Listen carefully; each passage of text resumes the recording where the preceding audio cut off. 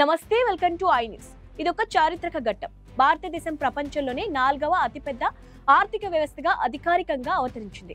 2025-2026 నాటికి మన జీడీపీ అంచనా $4.28 ట్రిలియన్ చేరుకొనుంది. ఒకప్పుడు బలహీనమైన ఆర్థిక వ్యవస్థ దేశాల్లో ఒకటిగా ముద్రపడ్డ భారత్ ఇప్పుడు గ్లోబల్ టాప్ 4 లోకి దూసుకురావడం వెనుకున్న అసలు అర్థం ఏంటి? నీతి ఆయోగ్ వికసిత్ భారత్ 2047 లక్ష్య సాధనలో ఈ లీప్ ఎంత కీలకం?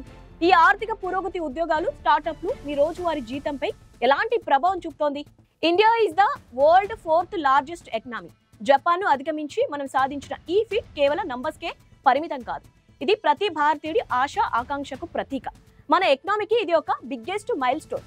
ఈ గ్రోత్ వెనుక ఉన్న బిగ్ విజన్ వికసిత్ భారత్ 2047 అభివృద్ధి చెందిన దేశంగా మారాలనే ఈ లక్ష్యంలో ఈ ఎకనామిక్ లీప్ అత్యంత కీలకం. దేశంలో job market, startup ecosystem, entrepreneurship కు ఇది బూస్ట్ ఇవ్వబోతోంది. మీ ఫ్యూచర్ పై ఈ గ్రోత్ డైరెక్ట్ గా ఇంపాక్ట్ చూపబోతుంది.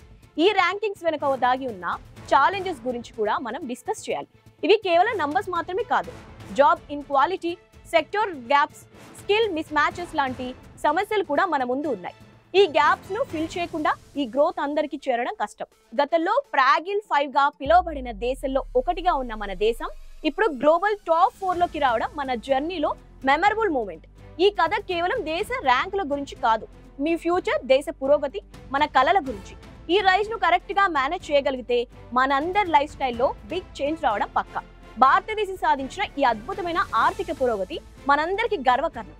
అయితే ఈ వృద్ధి ఫలాలు దేశంలోకి ప్రతి పౌరుడికి అందాలంటే అసమానతలు, నైపుణ్యాల కొరత వంటి సమస్యలను ప్రభుత్వం సమర్థవంతంగా పరిష్కరించాల్సి ఉంది.